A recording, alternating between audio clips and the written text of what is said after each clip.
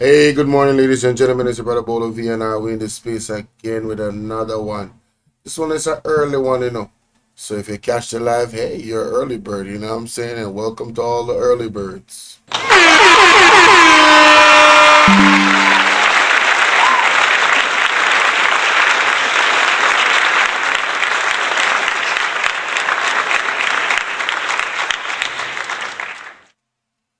Now, I was probing around and I was watching the Titans.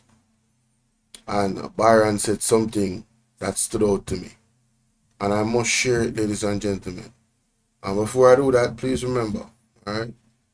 Please remember. Hey, y'all, please remember to hit the like button. I know y'all come in sometimes and y'all forget, but the main thing, man, y'all gotta hit the like button, man. And share the live stream. Come on now. Stop playing. Support, support, support. The like button is free, heard? Alright, follow me on all platforms, all that good stuff. The donation link is pinned at the top of the comment section. We got the Cash App, we got the PayPal. Alright, let's get to 20K subs on BOLO V&R 2.0. Let's get to 5,000 subs on BOLO V&R Clips. Let's get it. And thanks to all the new subscribers. Thanks to all the supporters. Let's go. Mr. BYRON from Mystic Sensation, man. Check this out. At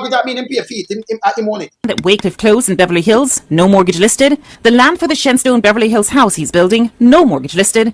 And around $525,000 spent building the house in the 3 years after Honus's Jamaica Labour Party lost the election in 2011. Honus, through a member of his team, said he wouldn't comment on the source of funds for any of his properties before the election, but even after, he didn't. He also said he would make his financial statement public at the end of March 2016, but he didn't.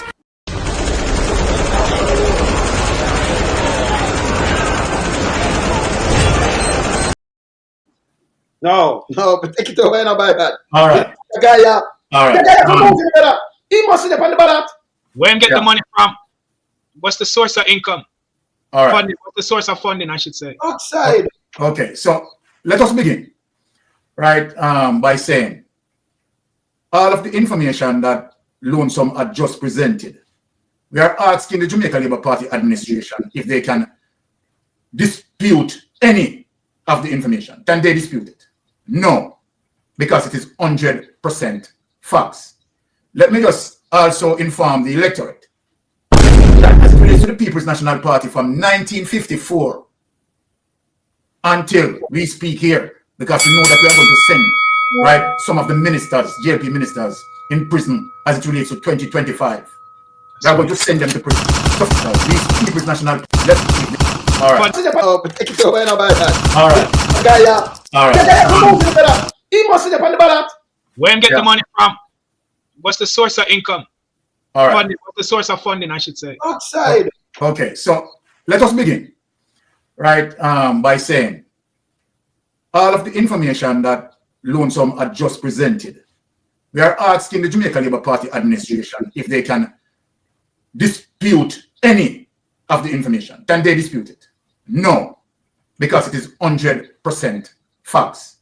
Let me just also inform the electorate that as it relates to the People's National Party from 1954 until we speak here, because we know that we are going to send, right, some of the ministers, JLP ministers, in prison as it relates to 2025. We are going to send them to prison. So from 1954, right, until we speak, the People's National Party have been putting JLP ministers in front of the court, right, and convict them. Now, so let me start with this. When you look at the clip that Lonesome just played, and you hear some people said, both parties are the same. Them sick. Now, you wonder to yourself, are these people have any brains, any at all? Seriously, consider.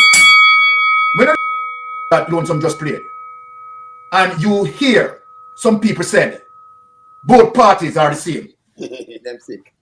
Now, you wonder to yourself, are these people have any brains, any at all? Now, seriously consider this. When you look at two items, item number one that represents the People's National Party, item number two that represents the Jamaica Labour Party. The People's National Party always find the corruption of the Jamaica Labour Party and put them in front of the court. And guess what? The court found them guilty from 1954 until now. Now, let us bring forward to the clip that just presented itself.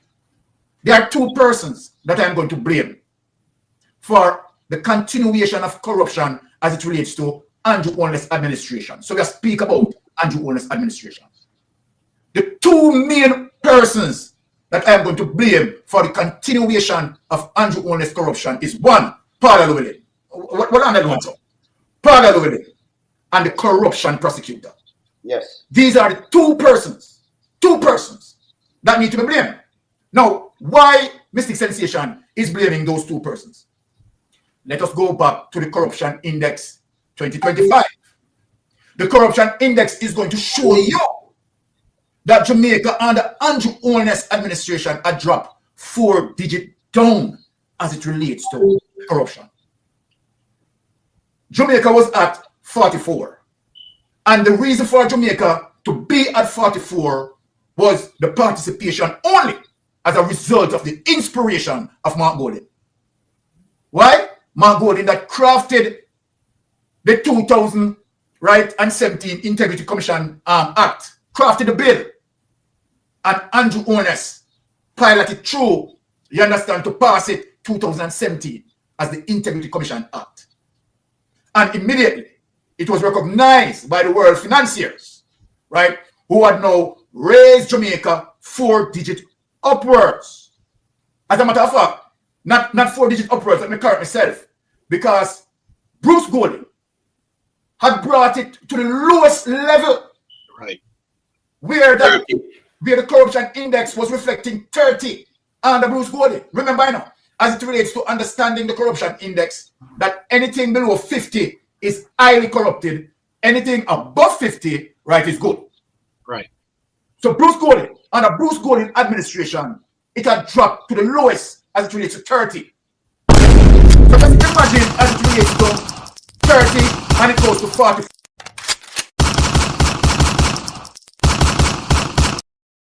Brought it to the lowest level of years, right? Who had now raised Jamaica 4 digits upwards. As a matter of fact, not 4 digits upwards, let me correct myself, because Bruce Golding had brought it to the lowest level, Right. where the corruption index was reflecting 30 under Bruce Golding. Remember now, as it relates to understanding the corruption index, that anything below 50 is highly corrupted, anything above 50, right, is good. Right.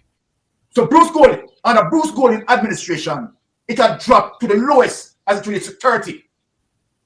So just imagine as it relates to 30 and it goes to 44, right? Goes to 44 as a result of the People's National Party, right? Giving it a 14%, a 14 points up. 14 points up, people. So people need to look at this. Look at this, right? And I'm speaking specifically to what we call peanut brain, who have the idea that Jamaica Labour Party and the People's National Party, right, are one of a kind. So I'm definitely speaking to those peanut brain, those nutheads. We get it. You don't really want your kids watching videos, but it can have certain advantages. 14 points up. 14 points up, people. So people need to look at this. Look at this. Right? And I'm speaking specifically to what we call peanut brain, who have the idea that Jamaica Labour Party and the People's National Party, right, are one of a kind. So I'm definitely speaking to those peanut brain, those nutheads. Right? Those queer, how should I call it? Persons with a, you know that square head that try to fit into a... Fully dance. Let's say fully dance. That is what, these are the persons I A square peg in a round hole, man. Square peg in a round hole. Interesting tonight. That when you look at your history and you see all of that as it relates to Jamaica Labour Party under Bruce Golding, drop the corruption index right to 30. Big embarrassment for Jamaica. right? Now, People's National Party get in, right? And brought it 14 digit up, where we stood at 44. Where we stood at 40, sorry. 10 points, 10 digit up, where we stood at 40. Now watch this now, people. Watch this now. But it was at 40. Mark Golden, as it relates to the introduction of the Integrity Commission Act 2017 that crafted by Mark Golden, 4 points upward again, made Jamaica in a position of 44 on the corruption index for 2023, 2024 upward from 2017 upward. So from 2017 upward, right, the corruption index, when you read it, it is speaking that it is 44. Now, think of that, people. Now, so then the Andrew Holness administration, until now, what we have seen the corruption index 2025, another embarrassment for Jamaica. Yep. Big embarrassment. And the Andrew Holness administration had lost 4 digit downward. So let us ask a question, and for those who talk about PNP and JP are the same thing. Is it the PNP in power? Is it the PNP is in governance that caused the corruption index, the world financiers to look at it, World Bank and IMF and all these people, to say that, okay, all right, we have to take them 4 digit downwards as it relates to the corruption index? Andrew Holness led administration.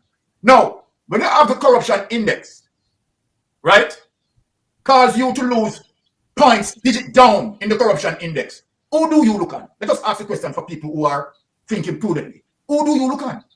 Well, that you have to look on, the criminal justice system. Why do you need to look on the criminal justice system? Because the criminal justice system, right, should be capable enough to hold corruptors guilty. So when Mystic Sensation said, I blame 2 persons for this, the corruption index also blaming these 2 persons, right, which is Paula Llewellyn and DPP. In spite of what you want to talk and speak nice and talk about testicular fortitude and all of that bullshit that you want to speak about, she sits on corruption and protect these corruptors. The corruption prosecutor had done that as well. Yeah. Right? Failing to prosecute Andrew Holness and his criminal network.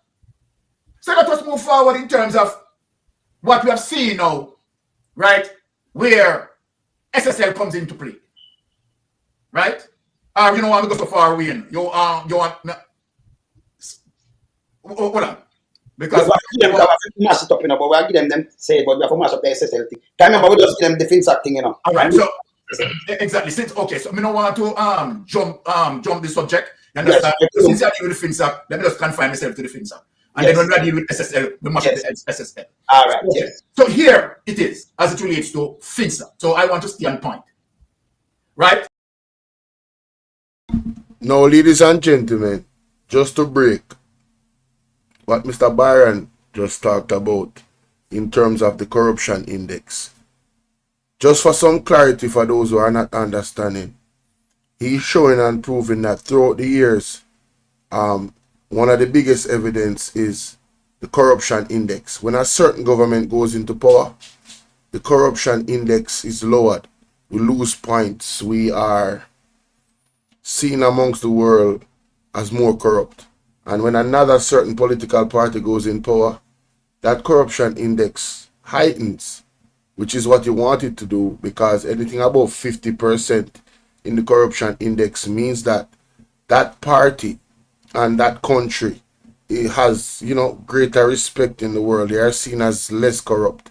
So the higher the score is, the less corrupt you are. The lower the score is, the more corrupt you are. And he mentioned something that I didn't even know.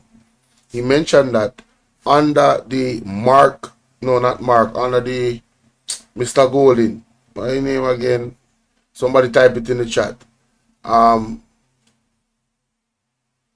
Mr. Golden, the Prime Minister, under his tenure, our score was the lowest ever, 30% out of 100.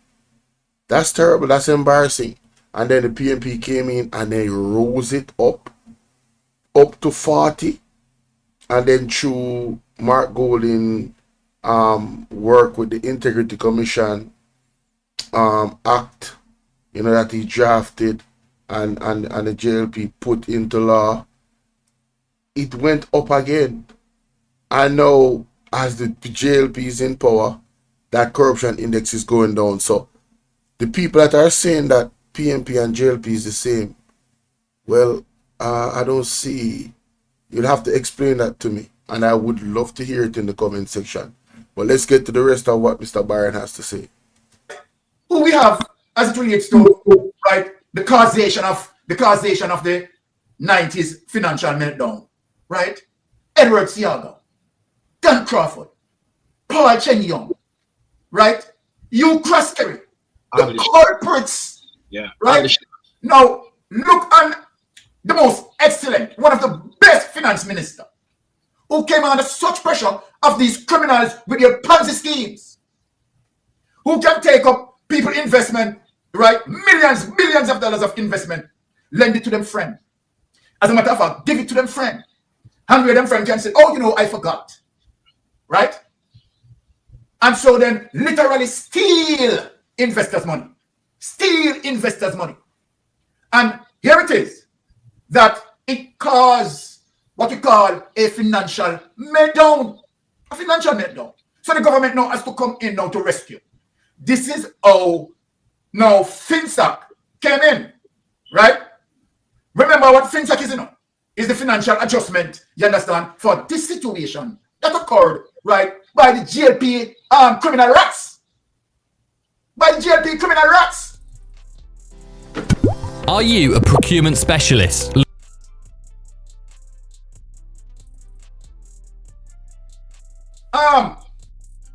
By the JLP criminal rats, where Omar Davis, right, has to consult with some of the best financial advisors, because it is not Omar Davis. What people don't understand as it relates to how FinSac was created.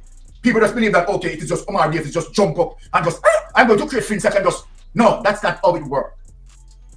How it works is that when the financial meltdown happened and the crisis began, Omar Davis, being the Minister of Finance, have to now have dialogue, right, with some of the best financial practitioners and ask them, okay, all right, how are we going to do this?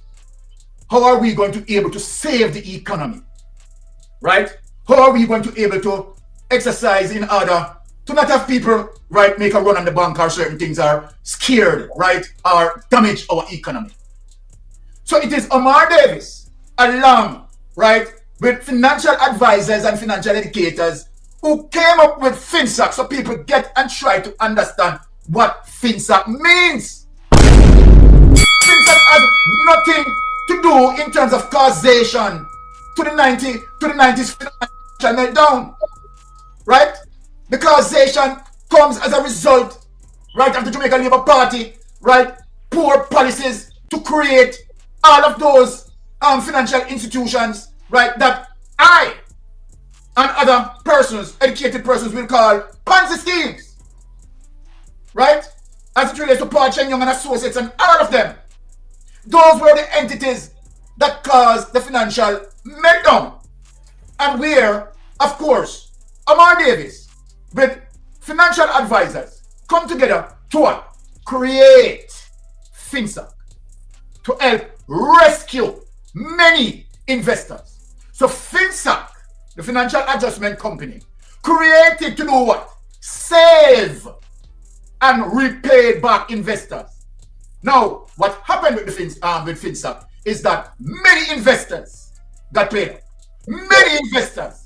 And people need to do the research to have an understanding that what Omar Davis had done, you understand, was next to a miracle. And I will say, I will just rest my point here and yield back for our next Titan to speak.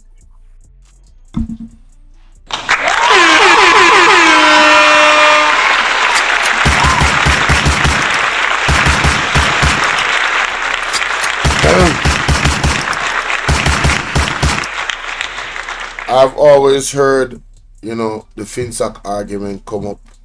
I still see a few people in the chat.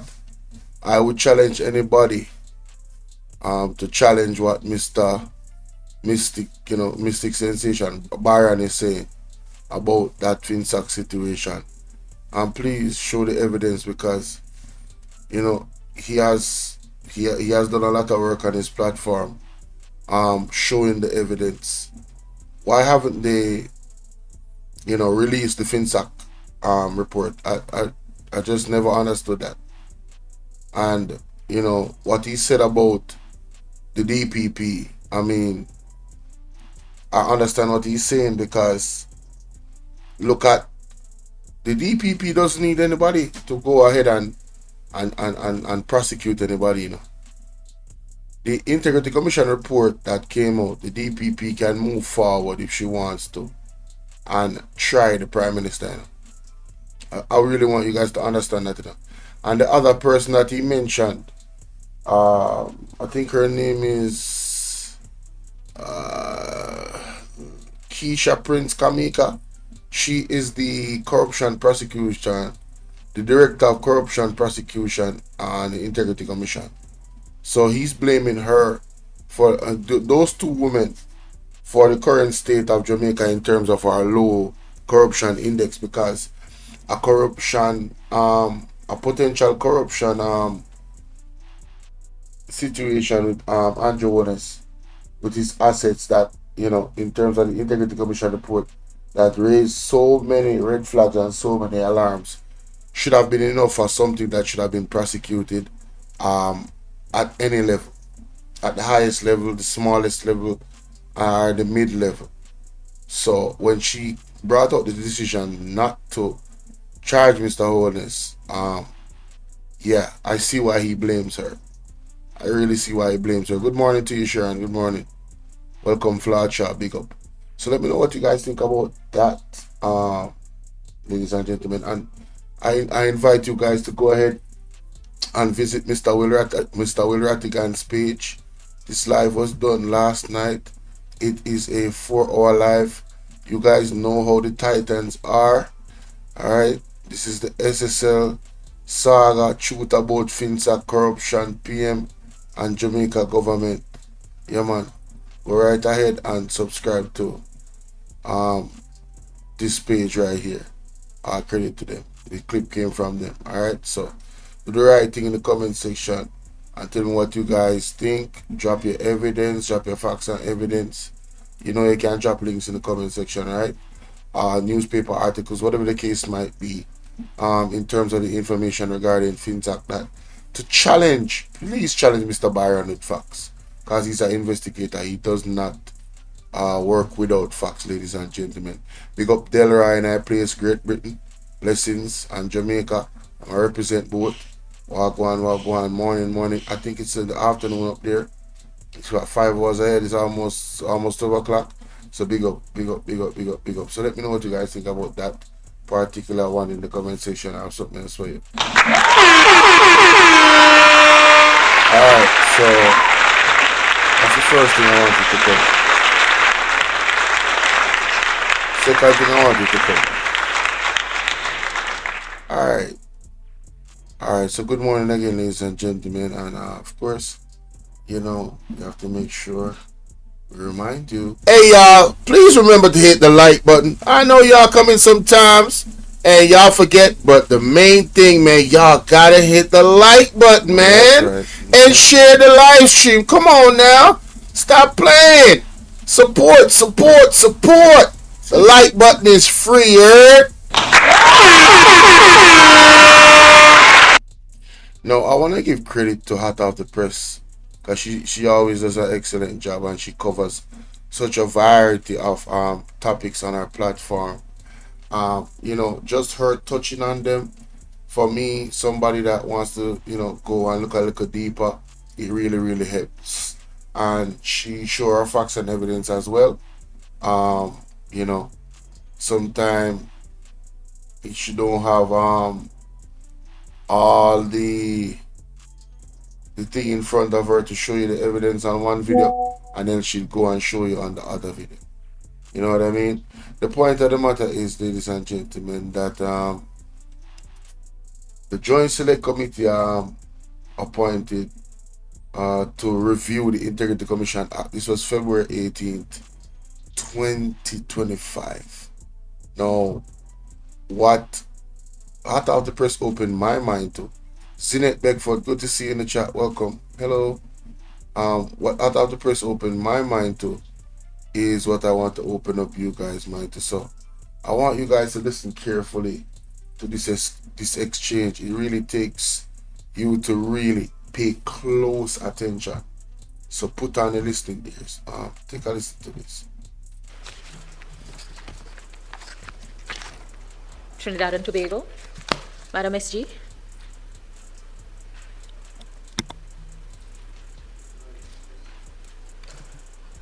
Okay, thank you. First, although it says prepared by the Attorney General's Chambers, which is true, I have to give credit to Monique Adams, who is not here today. She's unavoidably absent.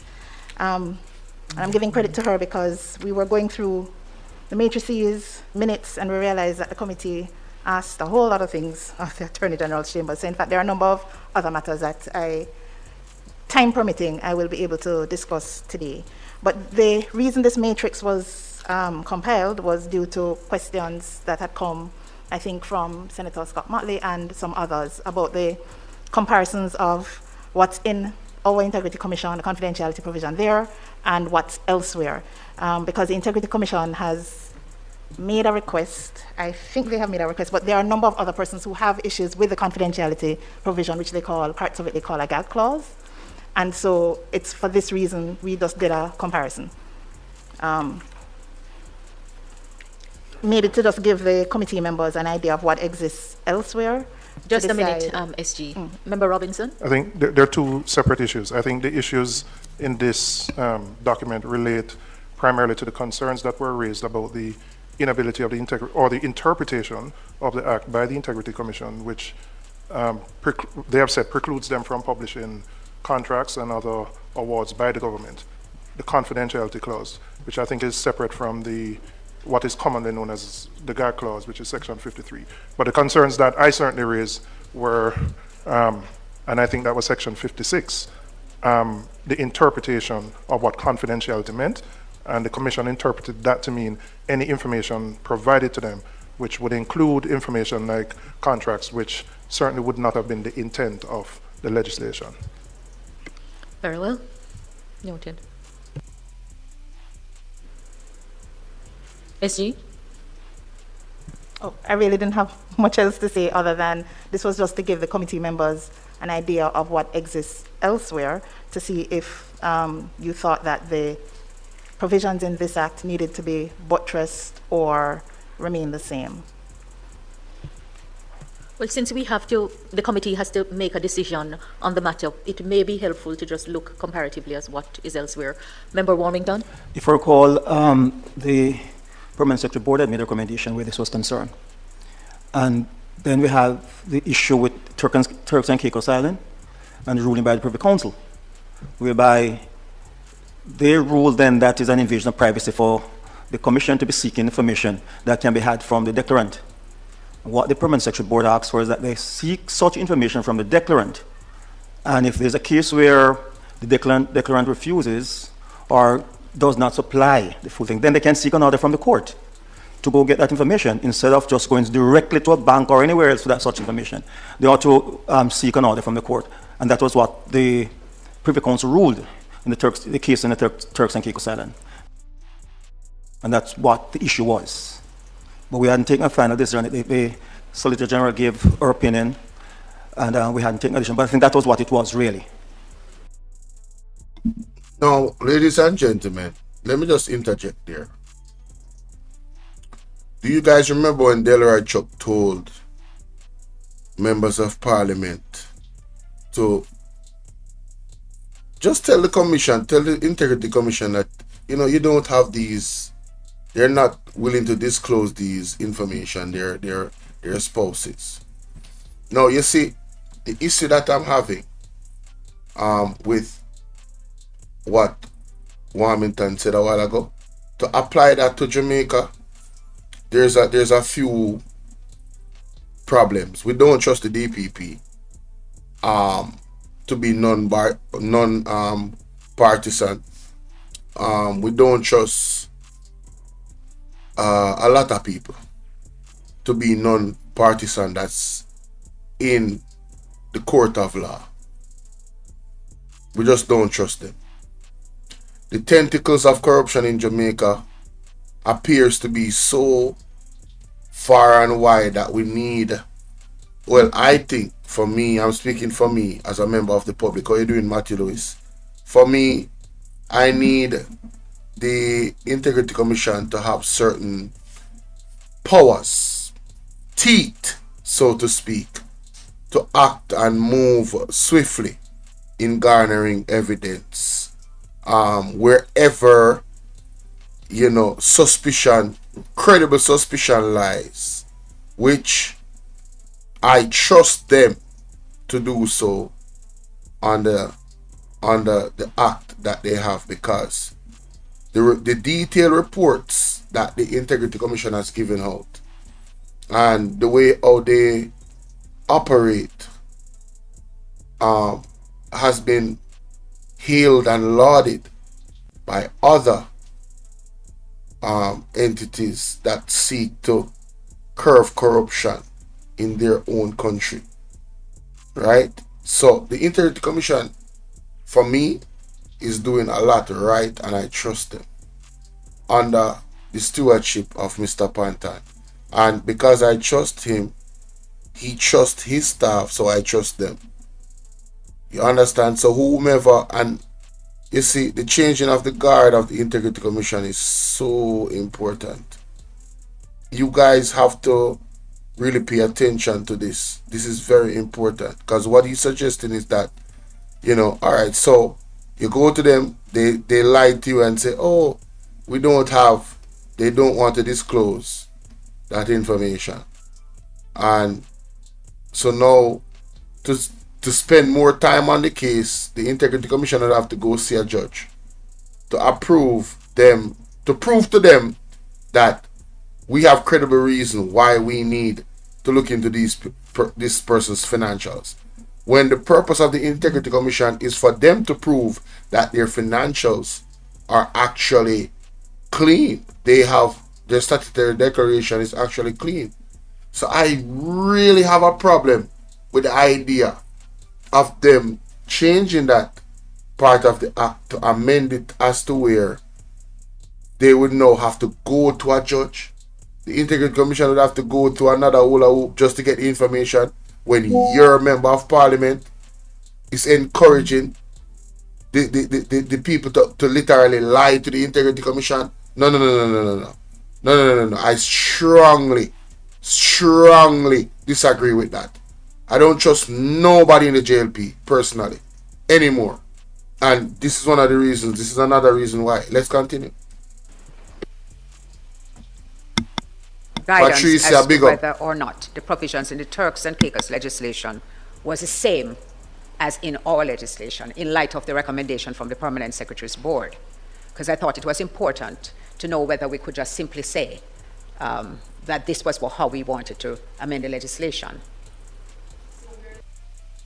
Thank you, Member Scott Motley. We're looking at our section 56, the confidentiality regarding information. Our section 56 has 3 subsections, and it is subject to section 42, subsection 3B, which deals with examination of statutory declarations and publication of summary declarations in certain cases.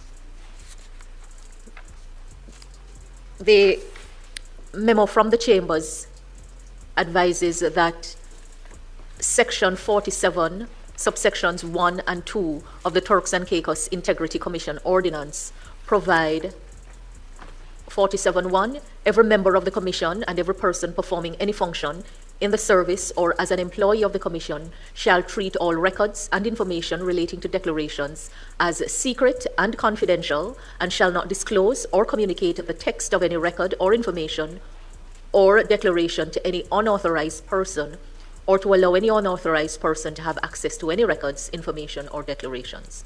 Subsection 2, a person who contravenes subsection 1 commits an offense and is liable on summary conviction to a fine of $20,000 or to both, or to a term of imprisonment of 3 years, or to both.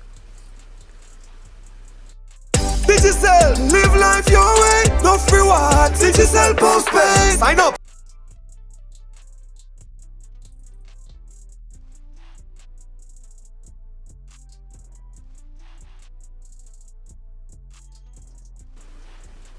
So it's the same duty to a fine of $20,000 or to both, or to a term of imprisonment of 3 years, or to both. So it's the same duty to treat as secret and confidential all information. Yes. Yeah. Well, no, same in respect of the duty to treat as secret and confidential, not worded in the same way. Yes. Yes, I think that is distinct from the point that Senator Scott Motley made as it relates to the Privy Council decision and how the Integrity Commission should operate. What we're reading now is basically how the Integrity Commission treats with information. My question is, what particular section of our legislation should we look at to determine whether it is in sync with the ruling of the Privy Council? Right. And it's not any of these that we've just read. So it's actually several issues, and it's different provisions that deal with all of these issues. So this confidentiality more relates to Section 56, and it's more a comparator with Section 56. But the issue, as Member Robinson said, was that in our Section 56, we talk about dealing with as secret and confidential, not just statutory declarations, but government contracts, prescribed licenses, and all other matters. And so when you look at now the comparison with like Turks and Caicos, they confine it to the declaration and matters relating to the declaration. Also, you'll note that they don't have the ongoing obligation for secrecy. So our confidentiality provision, I think, is at a higher standard, which to me, in my view, is consistent with our constitutional right to privacy, which we have. I'm sure most persons understand that the right we have is not really replicated in many other. In fact, I think we can find it maybe in one other constitution, but generally it's a right that we took from human rights declarations. So our confidentiality provision is a little stronger than most others, but then it also goes wider. It goes beyond the declarations. It speaks about government contracts and prescribed licenses. So in Turks and Caicos, you'll see that it is limited to the declarations. I think the concern, so the provision at 56, does it? So for the people listening, you notice they're comparing other countries' position and legislation where integrity is concerned and corruption, how the laws and the legislators approach it. So this is why this lady has been invited to clear up that. Big up Valley, they say they want to do every and anything to protect their one another. They know they have illicit gains. This party is a disgrace to Jamaica. Valerie, hey, I can't say I don't agree with you. Trust me, but that's just my opinion. But we have to expose the action in it. Pay attention and listen to what is being said. Is it bringing over matters from the Contractor General provision and merging it? And the question would arise is whether the public interest is served in concealing information in respect of government contracts, because the contracts are paid for out of public funds.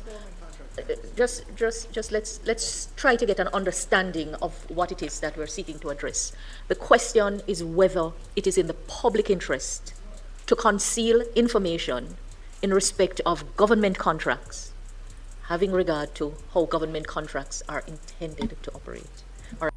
No, I have a problem with even that being a question, but let's continue. Right.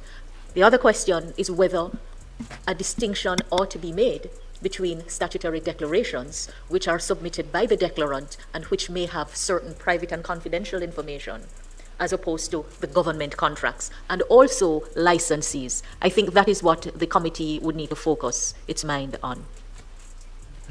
Madam Chair, there's a very clear distinction between statutory declarations, where people provide very personal details about their assets and their income. There's also a distinction between in the course of an investigation, where you're going to get information sensitive to the outcome of an investigation. It is clear in my mind that those things must be subject to provisions that protect in the strictest way the privacy and confidentiality. As it relates to government contracts, which go through a very detailed process of public procurement, you have a public procurement authority body, matters go to cabinet. Those contracts, we get them here in Parliament from the cabinet notes. There's no reason for those types of government contracts to be subject to confidentiality provisions. It is clearly in the public interest for the public to know how its money is being spent and where contracts are being awarded. So the amendments must take note of the distinction between contracts and licenses versus declarations or information that's important in the execution of an investigation.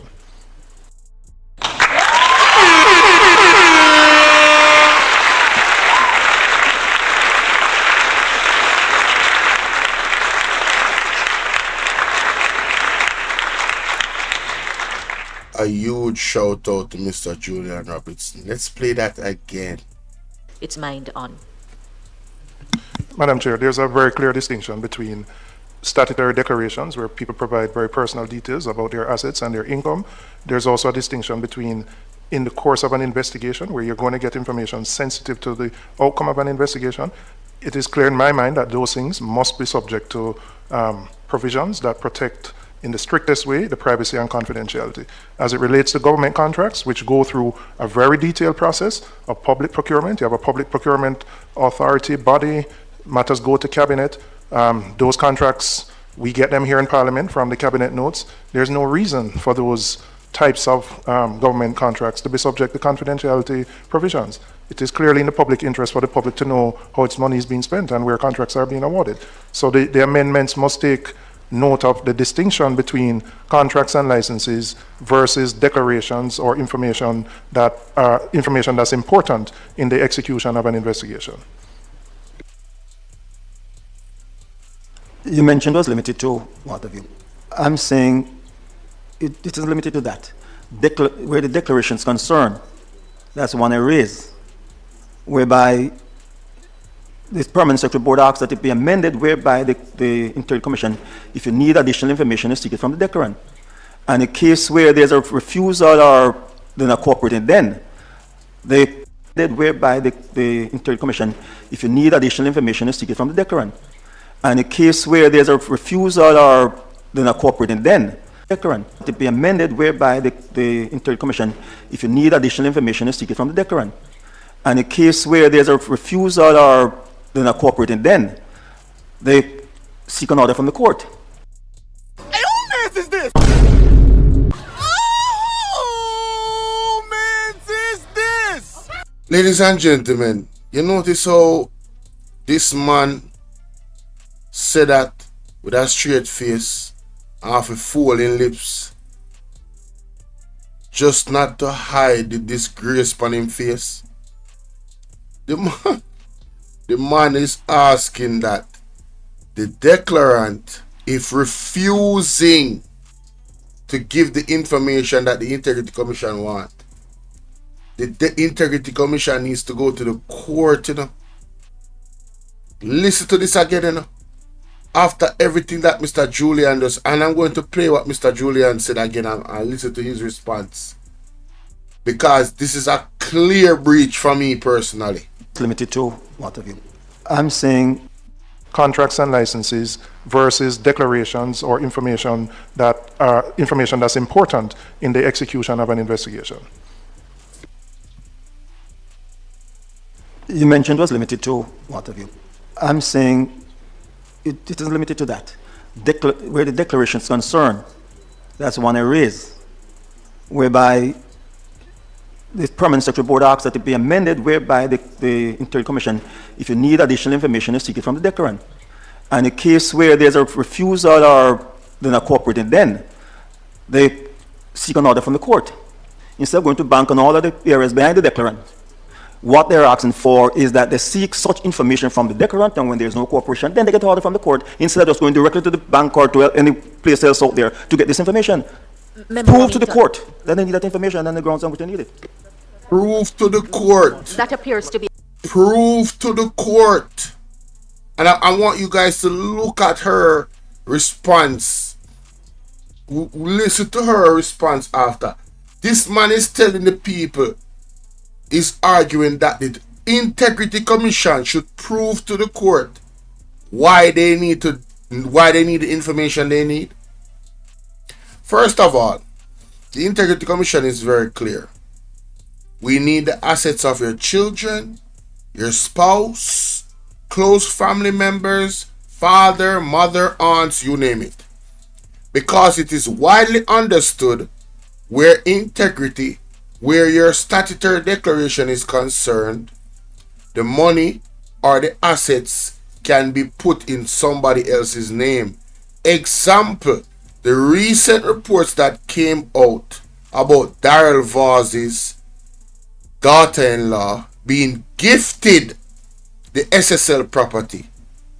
Something that Darrell Vaz himself has confirmed. But we haven't gotten into that yet. We're going into that this morning as well. Wow.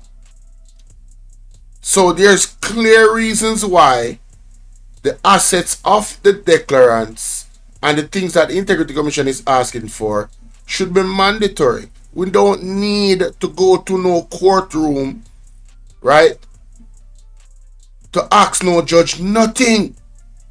And I'm very, very against this. But listen to Marlene Malawo Fort. Unbelievable. Then they need that information and the grounds on which they need it. That appears to be a separate issue. A separate issue. So let's just. I'm sorry. All right. So let's, for good order, let's deal with the issues separately. All right. So ladies and gentlemen, you see that cheeky laugh? I don't trust none of these people. Him and her. Separate issue. A separate issue. So let's just. I'm sorry. All right. So let's, for good order, let's deal with the issues separately. Let's, for good order, let's deal with the issues separately. Right there. That's the Joker face right there. I'm on record calling this lady a witch, so I'm beyond. This is my opinion. This lady right here, she and others is working, in my opinion, assiduously to convolute and cloud up things. Want to take out impeachment and all these things from. Listen, hey, let me not start. All right. So the question we are now addressing is whether the public's interest is served by keeping secret and confidential matters relating to government contracts and licenses issued by the government. And it may be helpful to look at licensing as part of a regulatory regime, what that is intended to do, and to look at government contracts in the context in which contracts are awarded. So, Member? Right. You're speaking specifically to... You listen to this. Is my mic on? You're speaking specifically to section 56. Just a minute. Can you turn your mic off? Yes. Sorry, Madam Chairman. You're speaking... You want us to focus on section 56 at this point, is what I'm gathering from your comments. Yes. And I would remind the committee that prior to the passage of this Integrity Commission Act, the Contractor General published on a monthly basis, I believe it was, either monthly or quarterly. Listen to this. All government contracts that went through the National Contracts Commission, etc. In fact, I believe the only licenses as well, I believe it was only land sales or leases that were excluded from what the Contractor General published. And there was even some question as to why that was excluded and that it should have been included. And I believe even after the Integrity Commission Act came into effect, for some time they were still publishing it. And then after, interpreting this particular section, they ceased. But it makes absolutely no sense because the process of advertising, tendering, procuring, signing these, approving at cabinet, coming to being interrogated at the Standing Finance Committee of Parliament, etc. These are all already public documents. So it makes no sense for those to be included in this section. I can see the private statutory declarations and perhaps private contracts that may not involve government being included here, but certainly anything to do with government contracts, licenses, leases, etc. I don't see how that can be considered confidential, and it shouldn't be. In fact, it should be. I think they should return to their original practice of publishing these on a regular basis. Totally agree. Totally agree. Let's play that back. Let's play that back. Ladies and gentlemen, hit the like button for me, please. Thank you kindly. Right. You're speaking specifically to my mic. Is my mic on? You're speaking specifically to section 56. Just a minute. No. Can you turn your mic off? Yes. Sorry, Madam Chairman. You're speaking. You want us to focus on section 56 at this point, is what I'm gathering from your comments. Yes. And I would remind the committee that prior to the passage of this Integrity Commission Act, the Contractor General published on a monthly basis, I believe it was, either monthly or quarterly, all government contracts that went through the National Contracts Commission, etc. In fact, I believe the only licenses as well, I believe it was only land sales or leases that were excluded from what the Contractor General published. And there was even some question as to why that was excluded and that it should have been included. And I believe even after the Integrity Commission Act came into effect, for some time they were still publishing it. And then after, interpreting this particular section, they ceased. But it makes absolutely no sense because the process of advertising, tendering, procuring, signing these, approving at cabinet, coming to being interrogated at the Standing Finance Committee of Parliament, etc. These are all already public documents. So it makes no sense for those to be included in this section. I can see the private statutory declarations and perhaps private contracts that may not involve government being included here, but certainly anything to do with government contracts, licenses, leases, etc.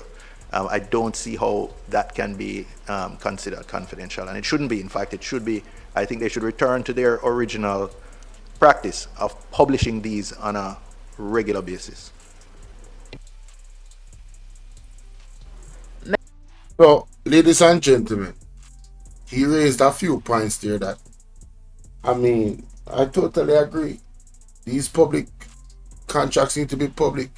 Another lady is going to speak, and I love what she said, so I'm going to play it as well, because she raised an excellent point in terms of certain contracts that need to be private for security reasons, right? And let me let her go ahead. I'm going to come back to Mr. Bond. Member Charles, you. Thank you, Chair. I really don't want to hear this, dude. I'm sorry. I can't do it. Hey, my English. I cannot do it, guys. I can't do it. I'm sorry. I'm just keeping it real. And can I just make a belated apologies for my this lady right here. I have more questions than I really do have a comment, because as what Member Bunting was referring to, the publication of government contracts and licenses, when it did occur, and the members who would have been participating in the arena at that time can indicate, at what point did the Commission in those days list those contracts and so on? At what point in the process? That's not, at the end, once this contract was awarded, right? So I do have some empathy for the Commission in terms of how they have interpreted this provision, because we do use the sweeping language of of all information, and that all qualifies everything coming after it. So I think this is one of those that if we're seeking to ensure transparency, then contracts, these kinds of public interest matters probably ought to be disclosed, and we should amend this provision to direct that. I would just say, though, I'll end there. I think I'm in support of it. I of course would expect that it would not necessarily be all government contracts, and I would imagine the ones that have to do with national security, those issues would have the usual protections from that kind of public disclosure. That was the last. Thank you. So basically what she's saying is that the provision in the Act for the Integrity Commission, it has basic language. It's not very clear. So even though the contracts, the government contracts are public, it's like the Act is kind of restricting the Integrity Commission from, based off the language, from actually, putting out the information at first during an investigation because of the Act itself. They just need to tweak that part. You understand? They just need to tweak that part. But what Warmington wants is for them to not be able to do their job in full. Listen, the JLP has lambasted, blasted, blazed the Integrity Commission for having how much money and not getting these reports out in time. Oh, look how long they've been doing this and they cannot certify the Prime Minister. Right? How you doing, Sassy81? Oh, by the way, ladies and gentlemen, I have relieved every single person. Not one person on my platform has a mod stick anymore. I forgot to say that. I have removed all mod sticks. I learned something and I have removed all mod sticks. No disrespect. I love all of you, all of my mods. I love you. But what I learned from Armando Black about what is going on YouTube and what is trending, yeah, I have relieved everybody of a mod stick. So you will not see any blue in my chat except for Nightbot. Alright? So I am sorry if anybody feels a certain way. I hope not. And I thank you guys for, supporting in that regard as a moderator when you actually did. But moving forward, yeah, I won't be having any mods. Nah, I won't be having any mods moving forward, alright? But yeah, forgot to say that. Share admission, I said that when you come in, guy. You're the first one that came in the chat. But back to this. I love what this lady said about, she feels bad for the Integrity Commission, right? Because the language is not clear enough. And it's just that part that needs to be cleared up. Outside of that, what Warmington wants to do is to restrict the Integrity Commission from doing their job in a swift and efficient manner by telling them that if somebody lies to them or refuses, don't be like that, Sharon. If somebody lies to them and refuses, right, to give them the information in terms of their financials as a public figure, their wife don't want to give them the information, or their girlfriend or their sister or their daughter or their mother, the Integrity Commission should go to the courts and prove to them why they need to certify their statutory declaration. Make that make sense. I mean, yo, Hey, who is this? something is wrong with this dude, man. And that's my understanding of what he's coming with. So I want to know from you guys what you understand based off what he has said. I think that's the end of it. Let's be clear what we are addressing. The Yes. concerns have been raised by Oh, this part is 3 important as well. entities Mhm, in go ahead. respect of 56. Firstly, by the Integrity Commission, and it is saying that it's really asking for the section to be amended to achieve a proportionate balance between matters which are deemed secret and confidential and should rightfully be treated as such, and the broader objective of openness and transparency, which are crucial to anti-corruption efforts and are deemed to be international best practices. So that is one ask. Jamaican for Justice has gone a little further and is saying that all statutory declarations should be published. Remember, the section is subject to 46. Well, it says it is recommended, yes, for all parliamentarians.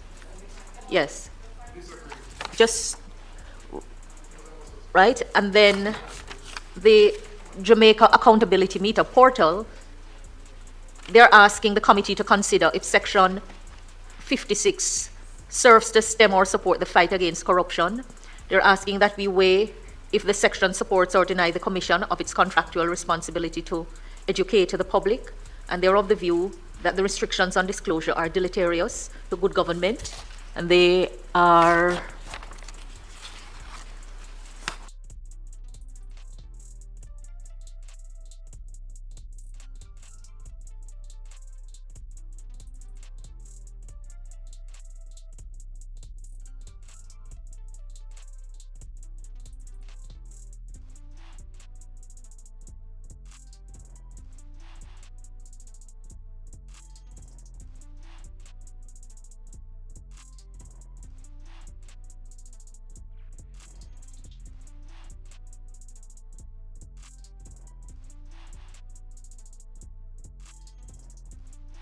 if the section supports or deny the Commission of its contractual Oh wow, you guys were not hearing me. Sorry about that. I was saying that part, deleterious, right? It means very harmful. So what they're saying is that the part of the act that states that some things is private or whatever. Yeah, they need to take that out. Because it's not helping in terms of transparency and fighting corruption. That's what one of the bodies were saying, but let me play it again. responsibility to educate the public, and they're of the view that the restrictions on disclosure are deleterious. Right there. The restrictions on the Integrity Commission is harmful. Good government. Harmful to good government and good governance. And I agree with them. And they are inconsistent with one of the fundamental principles underlying the system of constitutional democracy outlined in Section 2 of the Access to Information Act. Those principles are accountability, transparency, public participation, all of which are significantly impacted by 53(3) and 56(1).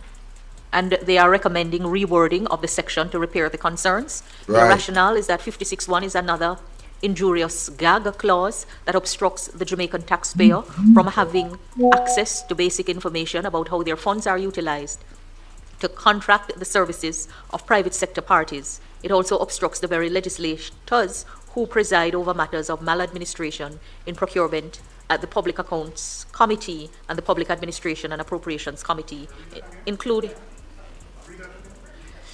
says Jamaica Accountability Meter portal. Section 56 subsection 1 is another injurious gag clause that obstructs the Jamaican taxpayer from having access to basic information about how their funds are utilized to contract the services of private sector parties. It also obstructs the very legislators who preside over matters of maladministration in procurement at the Public Accounts Committee and the Public Administration and Appropriations Committee, including those who oversee the actual work of the Integrity Commission.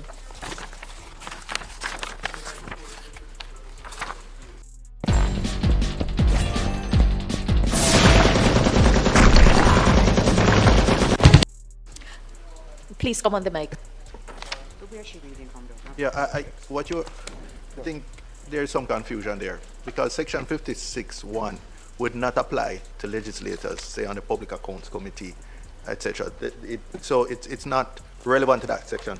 Yes, I think we're all agreed that the publication of government contracts and so on, subject to whatever restrictions for national security and foreign affairs or whatever the standard limitations are. But I don't think there's any disagreement that we could return to the regime that existed under the old Contractor General's Act, which would, but all public contracts, once they were awarded, not during necessarily the tender or the negotiation process, but once they were awarded, that they should be published promptly and I believe it was either monthly or quarterly. It slips me now, but it was very regularly, I think quarterly. And I would only say that there was a limitation then for some reason, and I don't know the history, but they did not include land sales by entities like UDC or so on, which I think it should include all of those. So the general. I think so too. Because the real estate area is really, you know what I'm saying, convoluted. We need to know about them land contracts, man, and you know what I'm saying, and them sales and stuff, man. Let's get it. Contracts for procurement, for construction, licensing, etc. I think we're all agreed that those should be published in the interest of transparency in the public interest and so on. So I don't think I don't sense any disagreement in the committee on that. And I don't think it actually operates 56.1 to restrict legislators using other pieces of legislation, whether at the Public Accounts Committee or they examining the Auditor General's reports, etc.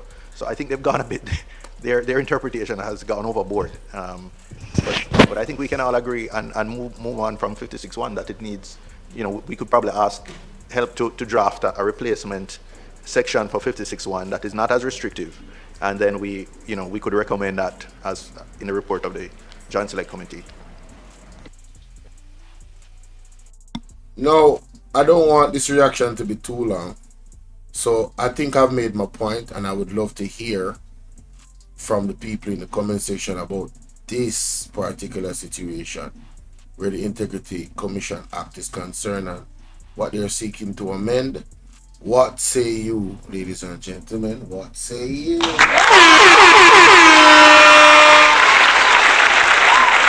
right, last but certainly not least, just found the timestamp. Glory be to God. Just found the timestamp, ladies and gentlemen. Man, I'm telling you, boy. You gotta be on your toes, man. You gotta be on your toes. I appreciate so many of you pulling up on me this morning. Thank y'all so much for being here. All right, that's dope. That's dope. That's dope. All right. He roll it away. He roll the sea. Pause. Don't want no music in the background. Can't deal with that. I think it's right here. Right. Damn, I'm good. Damn. Yes. I believe this is the timestamp. Sure is. Alright, so ladies and gentlemen, good morning. Or good day, whenever it is you're seeing this video. Good night. Wherever you are in the world, good afternoon. I hope you're having a wonderful day. Now, in case you have been living under a rock, let me just kind of segue into this section here. This is the final part of the morning show. Andre Stevenson came out with a bombshell of a report. Maybe 48 hours ago.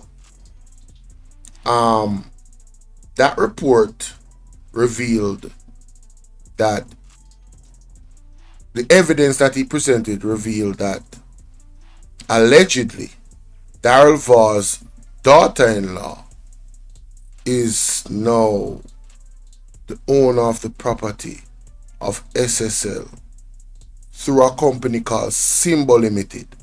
These are the allegations, ladies and gentlemen. These are the allegations, and I will maintain that these are allegations before we go into this particular reaction. Now, apparently, Daryl Vaughn has responded. I have not heard the response. This is a raw reaction. I only heard that Daryl Vaughn responded, ladies and gentlemen. So let's listen to what Andre Stevenson showed of Daryl Vaughn's response. I want to ask a question, Jamaica. At any juncture, last night, did you interpret any of my arguments to state that Daryl Vaz is directly involved in any of this. I want to ask again. At any juncture last night, did I give any argument to the public that Daryl Vaz is directly involved in anything here? Nope. I never heard you say that. I never heard you make that argument. You simply stated that the young lady is his daughter-in-law. That's what the document was saying. Let's continue. Now, Jamaica. Daryl Vaz came out today stating that I am not involved. Wait, Jamaica. Daryl Vaz came out today, make major press release to say I am not involved. I think it's important to read the press release.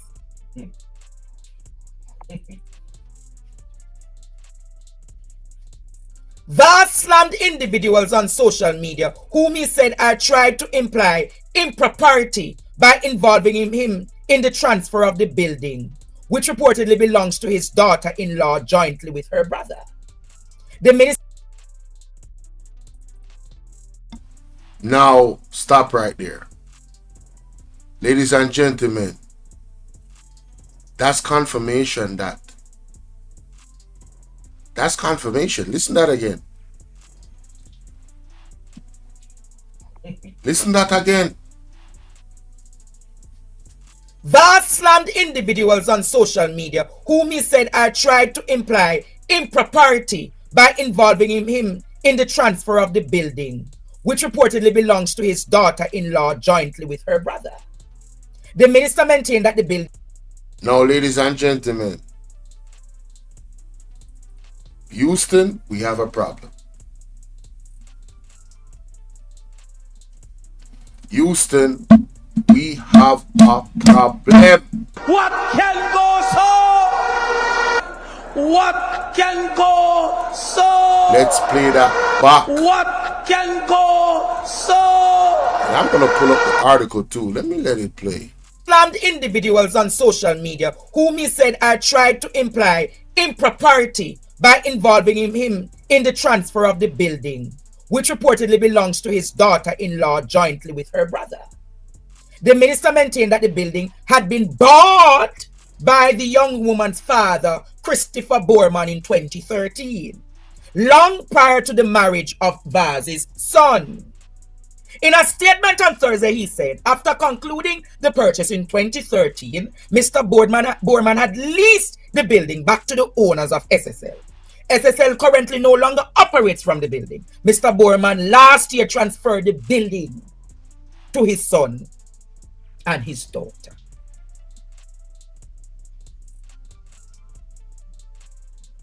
Last year was 2024. Very interesting. Interesting. Very interesting. But here is the part that I don't understand. If Mr. Borman owns the building in 2013, now that him say, Courtney? Yes, stated that. This is the word of Daryl Vaz, that Borman owns the building from 2013. Right? But this is the confusion, car. Let us go back. One said the building owned 8 years ago.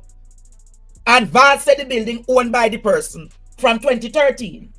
But Jamaica, it is my duty to go back to what?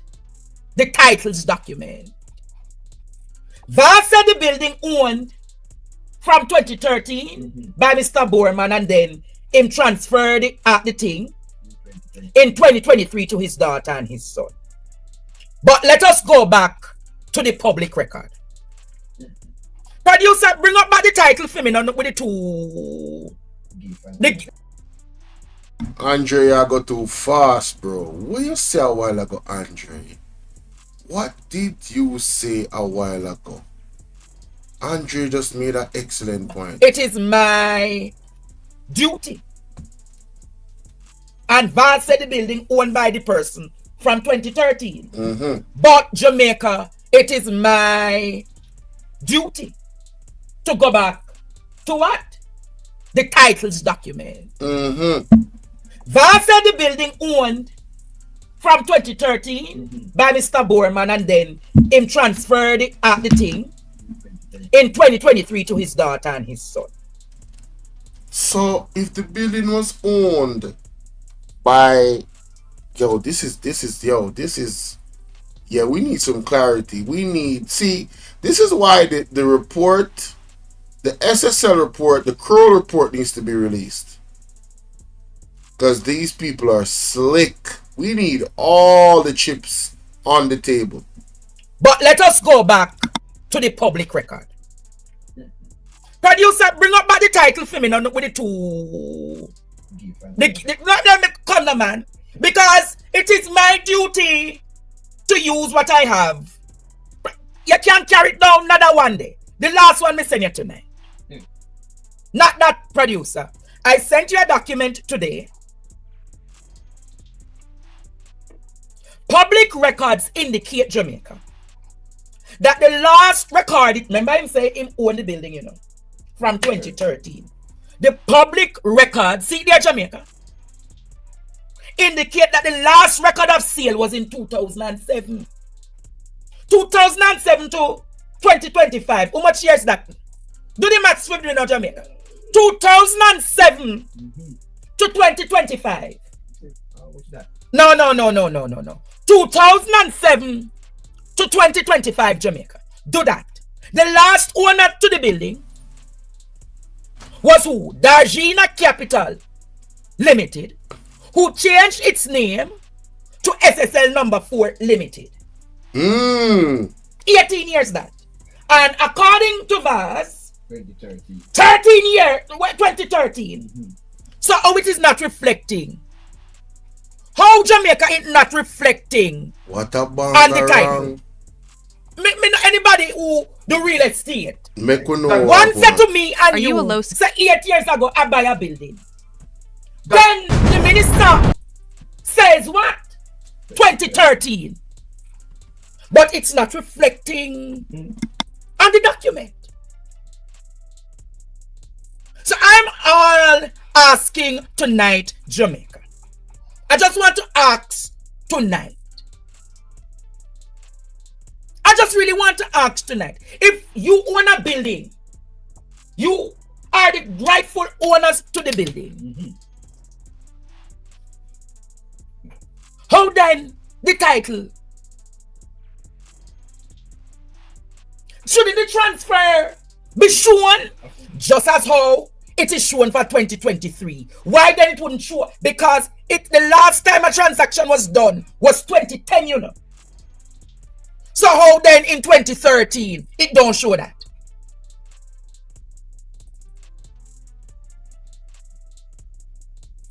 I'm simply asking tonight, Jamaica, because we're holding them to account. The timeline no match up. Because one has said 8, one has said 2013. So how is it that everybody have a different timeline to when building owner who own building or how it not own? So I think the onus is on Mr. Vaz, because he take it upon himself to explain. Or the part that I found interesting and say he never knew nothing about this until last night when this was sent to him. So me I said to myself, Courtney, he said him know about everybody else's business in a Jamaica. That when something there, him say what? Nothing in Jamaica is private. He said he has no knowledge of it.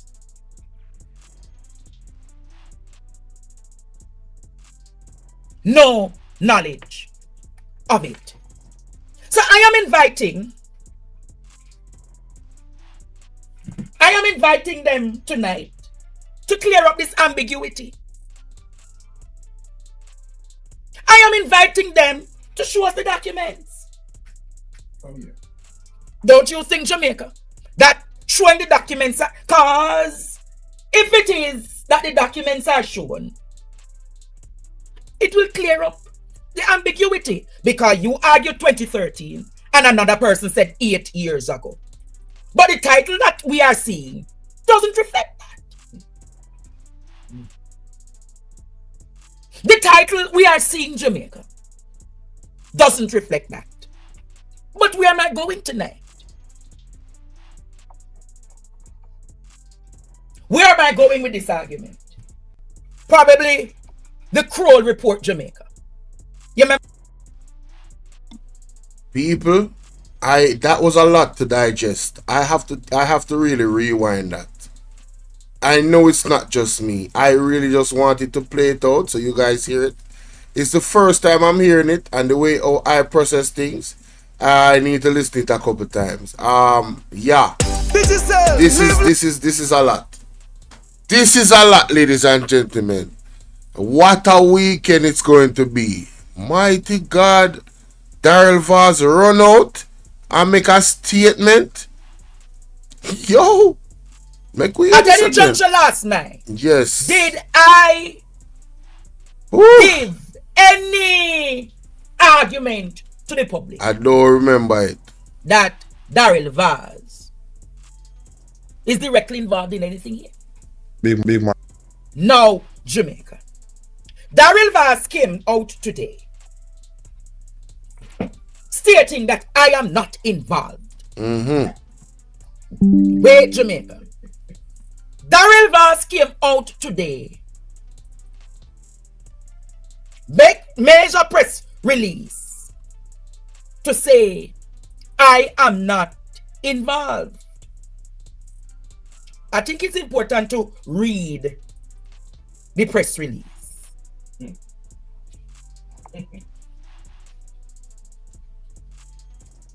Vaz slammed individuals on social media whom he said had tried to imply impropriety by involving him in the transfer of the building, which reportedly belongs to his daughter-in-law jointly with her brother. The minister maintained that the building had been bought by the young woman's father, Christopher Borman, in 2013, long prior to the marriage of Vaz's son. In a statement on Thursday, he said, after concluding the purchase in 2013, Mr. Borman had leased the building back to the owners of SSL. SSL currently no longer operates from the building. Mr. Borman last year transferred the building to his son and his daughter. Now, ladies and gentlemen, let me show you guys the article. Because this is stuff like this I have to document, you know. Alright, so here's the article. Vaz says he has no knowledge of SSL building transfer. Minister of Science and Energy, is condemning what he describes as lies and misleading information regarding his involvement in the ownership of a building that formerly housed Embattled Brokerage Stocks and Securities Limited. Vaz slammed the individuals on social media whom he said had tried to imply impropriety by involving him in the transfer of the building. I'm so happy how I covered this story, which reportedly belonged to his daughter-in-law jointly with her brother. The minister maintained that the building had been bought by the young woman's father, Christopher Borman, in 2013, long prior to her marriage to Vaz's son. How did Mr. Vaz come to this information? Last night, in a statement on Thursday, he said after concluding the 2013 purchase, Mr. Borman had leased the building back to the owners of SSL. SSL currently no longer operates from the building. Mr. Borman last year transferred the building to his daughter and son. Now, the building in which alleged fraud crimes was committed, how can that building not be seized is my question, when they said they would seize all assets. Very interesting, but let's move on. The 2023 transfer of the building by Mr. Borman to his children was handled by a well-known law firm in which the current PMP president is and has been a long-term senior partner. The referenced legitimate transaction have absolutely nothing to do with me, for stressed. A PMP president, a well-known law firm in which a current PMP president is. Why did he mention that? Anyway, the minister said he had only learned about the transaction when bloggers took to social media and maintained he was ready to take legal action against any individual who, due to a clear political agenda, use any platform to seek to just suggest impropriety on his part. SSL was hit by fraud allegations following the discovery that billions of dollars were missing from the various customer actions. Like I said, I am so happy how I covered that story. Let's continue. I tell you what, the lawsuit guy, you know. Velma says there is no trying to implicate. The evidence is here. Listen, what they are afraid of is the court of public opinion, you know. And they cannot escape it at this point. This is an election year, and none of this looks very, very good at all. You know, it just doesn't look good. And the fact of the matter is the Kroll report needs to be released. Period. We need to know, we need to have all the evidence in the public. I'm tired of this. I'm tired of the hopscotch and the hullabaloo and the. I'm tired. We need all the evidence. Release the damn Kroll report, guys. All right, just do it. And this is why. This is why they should release it. Big man, I need back my money. So how are you going to deal with that? The government alone really can't do nothing about this. You don't answer. The government is doing its part as much as it can. I hope. This is a different government that has set a higher bar. And persons expect what? That there will be a quick return. Not now, go on. Not now, go on. No. This is rubbish about nothing not going on. You can't say anything you want to say. Of course. That upset me. That's my style. You see, that's the problem. Meaning? That's not the problem. It's not just to go blame the government. This happened to me and it's going to have 2 years. Yes, you are worried about your problem. I can't say back a dime. We don't have nothing to do with that. You know the company, you know how old, so don't bother with it. Sometimes I hear people talk and I really wonder if they know what they're talking about. Don't bother with it. Find something else. Who want to go listen to conspiracy and gossip, you go on your way. All this money, Miss Nana, one person about it. You have to take some personal responsibility. If me start speaking, I hurt Jamaica a lot. That is not going to get you far. Cut the foolish. You don't have to take my word for it. Sorry for Jamaica, but I forget back my money. We cannot continue like that as a people. People, me not get back my money. Me not get back my money, people. Big man, me need back my money. So how are you going to deal with that? The government alone really can't do nothing about this. You don't answer. The government is doing its part as much as it can. I hope. This is a different government that has set a higher bar. And persons expect what? That there will be a quick return. Not now, go on. Not now, go on. No. This is rubbish about nothing not going on. You can't say anything you want to say. Of course. That upset me. That's my style. You see, that's the problem. Meaning? That's not the problem. It's not just to go blame the government. This happened to me and it's going to have 2 years. Yes, you are worried about your problem. I can't say back a dime. We don't have nothing to do with that. You know the company, you know how old, so don't bother with it. Sometimes I hear people talk and I really wonder if they know what they're talking about. Don't bother with it. Find something else. Who want to go listen to conspiracy and gossip, you go on your way. All this money, Miss Nana, one person about it. You have to take some personal responsibility. If me start speaking, I hurt Jamaica a lot. That is not going to get you far. Cut the foolish. You don't have to take my word for it. Sorry for Jamaica, but I forget back my money. We cannot continue like that as a people. People, me not get back my money. Me not get back my money, people. No.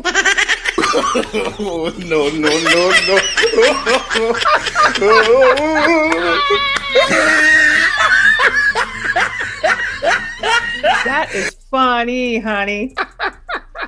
That's funny. Oh my God, that is funny. Hey, big up Crazy One Danny, man. What creativity, what edit. Obviously, that was for entertainment purposes, ladies and gentlemen, but man, isn't that how we all see that conversation happening between Bold and the Prime Minister? Well, let's continue. Let's continue. Interesting, Jamaica. But here is the part that I don't understand. If Mr. Borman owns the building in 2013, right. let him say, Courtney, Right. Stating that. this is the word of Daryl Vaz, you know, that Borman owns the building from 2013. Right? Right, correct. But this is the confusion, car. Let us go back. One said the building owned 8 years ago. And Vaz said the building owned by the person from 2013. But Jamaica, it is my duty to go back to what? The titles document. Vaz said the building owned from 2013 by Mr. Borman, and then him transferred the thing in 2023 to his daughter and his son. But let us go back to the public record. Producer, bring up back the title for me now with the two. Let me come now, man. Because it is my duty to use what I have. No, you have some Jamaican. You have some Jamaican persons will watch the video that I did on Andre Stevens' show, and they really, the title of my video is Shocking Allegations Surface About SSL Property. Shocking allegations. The title of the video itself, I cannot be brought to court. It's an allegation. This person is going to say, hope we don't have blue board to climb the 11th step. Me just laugh off of them and say, it look like you don't listen to the video. Daryl Vaz go for on business, lawsuit pending. These people are a joke. But let's continue. You can't carry it down another one day. The last one I sent you tonight. Not that, producer. I sent you a document today. Public records indicate, Jamaica, that the last record, remember him say him owned the building, you know, from 2013. The public records, see there, Jamaica, indicate that the last record of sale was in 2007.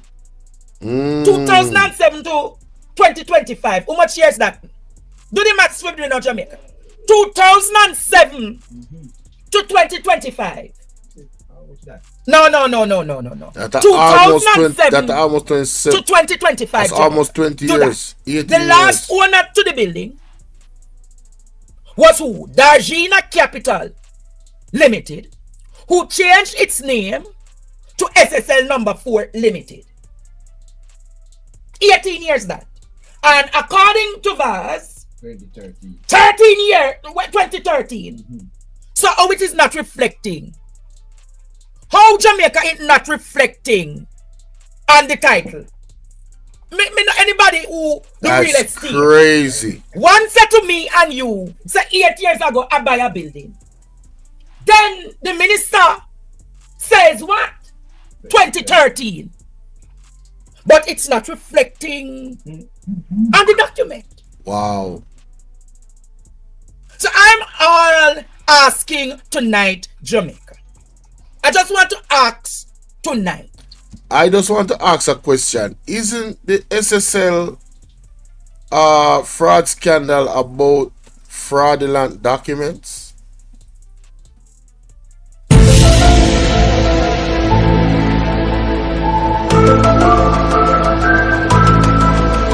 I'm just asking.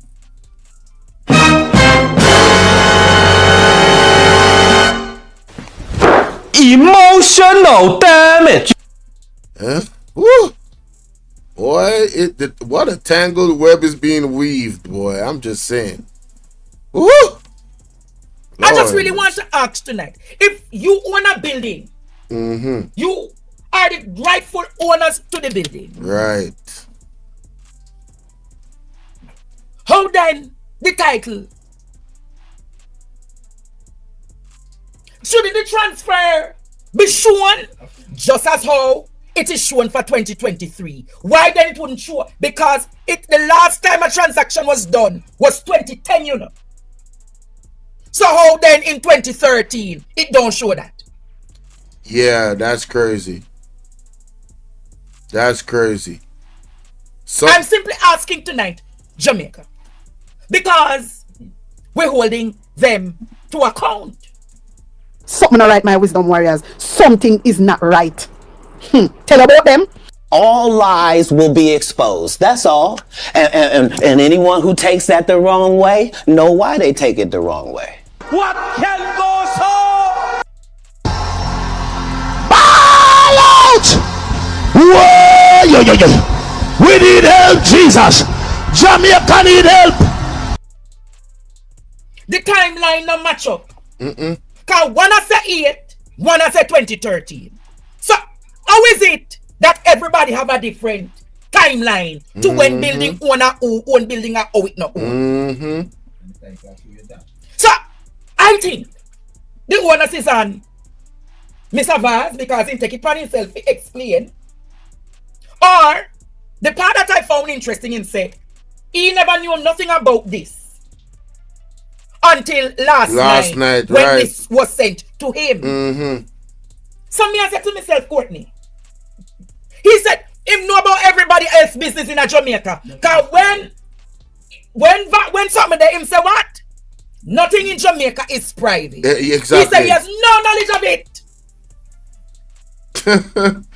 Hey, you see, you have to be careful though, I just say, as a politician, you know, because especially because you're always on television. He is the person that said nothing is a secret in Jamaica.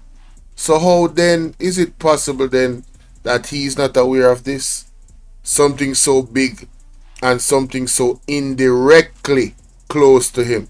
And the reason why I say indirectly, isn't that his family's daughter?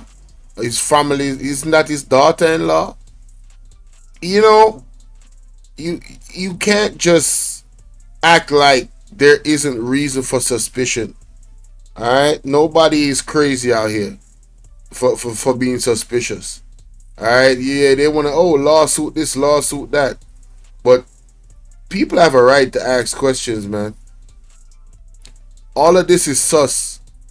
All of this is sus. All of it is very suspect. No knowledge of it. So I am inviting them tonight to clear up this ambiguity. I am inviting them to show us the documents. Don't you think, Jamaica? That's only right. Showing the documents, because if it is that the documents are shown, it will clear up the ambiguity. Everything, yeah. Because you argued 2013 and another person said 8 years ago. Right. But the title that we are seeing doesn't reflect that. The title we are seeing, Jamaica, doesn't reflect that. Wow. But where am I going tonight? Rostin, how you doing, love? Where am I going with this argument? Please let us know. Probably the Kroll report, Jamaica. Yes. You remember that report that you and I paid for? You remember that report that Nigel Clark paid for through our money? 1.2 million US dollars. Remember, Jamaica, that Nigel Clark contacted. You remember when Nigel Clark said all assets will be what? Frozen. All of them. Every last the Kroll report, one. Jamaica, showed what was happening at SSL for 13 years. from 2010 to 2023. So, and I like it to show up to 25, 23. I am wondering, who has seen the Crow report? I'm going to ask again. Good question. I am asking tonight. Anybody in the comments can tell me, anybody watching me can tell me if they have seen the Crow report. I am asking. I haven't seen it. Who has seen the Crow report? Very interesting, ladies and gentlemen. Why is it that the Crow report can't be revealed? That one, no. Like, what is the secret about? Who are they Because protecting? to me, it made me wonder if even a report was even done. Ooh. Was a report done? Whoa. Man, that would have time couldn't fraud with that. Whoa. Whoa. Whoa. Damn, Andre. Emotional damage. Was a report even done? Now that is the best question I heard you ask all. I'm talking about from the very first time I watched your program, sir. That is the best question you asked. That is a legit question. Come to think about it, if we don't see a report, how can we say that a report was done?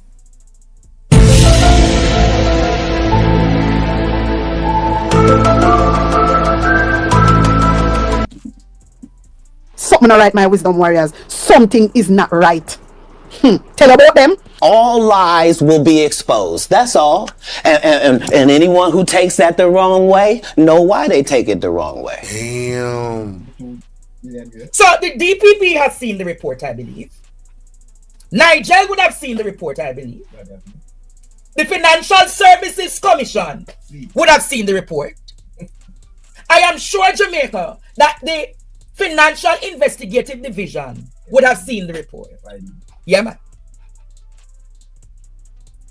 But Jamaica, can the government of Jamaica tell you and I if the liquidator, producer, work with me tonight? Because this is a rat trap. Courtney. Yes, teacher. Jamaica. YouTube. TikTok.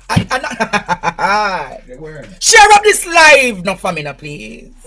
On the share up this live now. Y'all heard the man. Share up the live, man. Jamaica. I don't think. Alright. Partner draw. Partner draw. Rat trap. Andre. Set a rat trap. Set a rat trap. Put the two for the rat them. Set a rat trap. That is Yes, funny, Jamaica. honey. Hit and like the button as we proceed tonight. And you don't have to tell me. No, come on now, man. Come on, now, man. Wanna share up the live now, Jamaica. Share up. Long time. Not the same water them drinking in the pot. To my dearest friend who did this nice mug for me. My students like up the remember. Now. Yeah, right, that's all. I think we reached 4,000 like it. Thank you, Asilia. If we paid 1.2 million US dollars. So much money for your report? Don't you think, Jamaica, that the report must be released? Of course. Don't you think the report must be released? Right now. We pay for it, but you don't get value for service. A 1.8 million US man say a while ago, you know. You know, say Jamaica, you know, say we have allowed these and I'm going to say we have allowed these guys to get away with murder. Yeah, that's where it's at right now. I'm not even gonna go any further with this. We have allowed these guys to get away with murder. You don't want to see the rest of this? Go to Partner TV, alright? Go to Partner Chart TV. Make sure so you go subscribe to the platform. Alright. Make sure so me click on it. Right there. Partner Chart TV, ladies and gentlemen. The PDTV mean Partner Chart TV News Jamaica. You guys need to go and listen to the rest of this video. This is unreal. Daryl Vaz responded, ladies and gentlemen, and it only has risen up more questions. And I want to hear from you guys in the comment section as to your questions and your commentary on this topic of this alleged. Well, we don't have to say alleged anymore. The property, according to Daryl Vaz, I'm still going to say alleged. The property, according to Daryl Vaz, is he has confirmed that the property is actually owned by his daughter-in-law. But the way he's saying it, this is another bombshell. This is another bombshell. So guys, let me know what you think about that in the comment section, and follow me on all platforms and hit the like button going through the door, baby.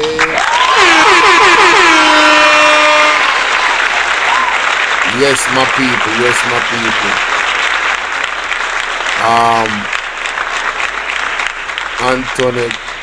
Antoinette say if it was the PMP in government and all these things happening, Jamaica would have burned down. I'm telling you, the way how the Jamaica Labour Party would be going on. Did you see how Marlon Morgan went on about $300,000 and $500,000? That was alleged. That was alleged. Right? To be corruption money. No proof whatsoever. Just hearsay from a voice note. And they induce that you know, this person should resign and that person should resign. So where's Marlon Morgan in all of this? What say you, Marlon Morgan? What say you? Backside. Man, I'm talking about man. But I want to share some things with you guys before I go. That's I found extremely interesting. And I think it's worth sharing with you. So please stick around. Don't go anywhere. I don't know if I should even record this. But yeah, I'm gonna go to my messages on Instagram. And there is some do I want to go to my messages? I don't want to dox nobody. No, don't switch accounts. No, don't do that. Activities. There we go. Everything is here. Everything is here. So there's so much things I want to share. Yeah, I'm gonna share this. Yeah, I'm definitely gonna record this. Lord have mercy. Yo guys, stick around, man. I don't know if y'all is aware of this story. But y'all definitely need to stick around. Yeah. This is serious right here, ladies and gentlemen. Check this out. Maxwell is back. Okay, last time I posted him, the video went extremely viral with over 5 million views. I mean, y'all had a lot to say, but a lot of it was not positive. Okay, y'all was calling him a scammer and all type of stuff. But guess what? Your boy's back, and he has this technology powering his own electric vehicle and motorbike. You know what? This is a game changer for Africa.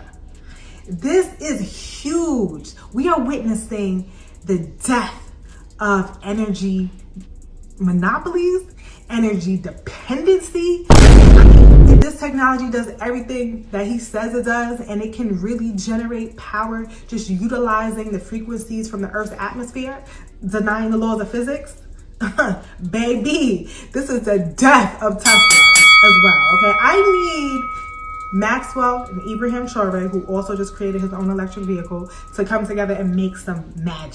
No fuel, nothing. Nothing, no fuel. First in the world. The first in the world. This is far from the sky. Yeah, from the radio frequency. This one you have in Zimbabwe. Yes, we have done it in Zimbabwe. Can you explain? Yeah.